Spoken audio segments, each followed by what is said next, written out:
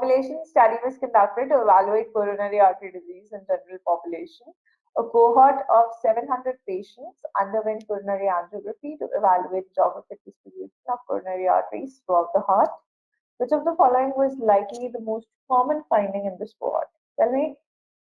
Normal anatomy question. So you usually see a right artery dominance. Okay. The SA node is not always supplied by the right coronary artery.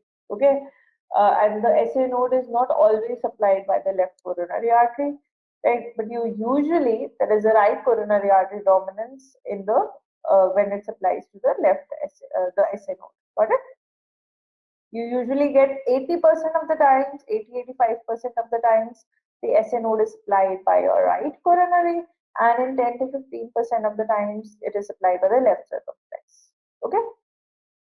Because so even the AV node, it is not always supplied by a branch of the right coronary. I mean, C, both of them could be correct, but C just makes more sense. Thanks for watching. Please give a thumbs up and subscribe for more.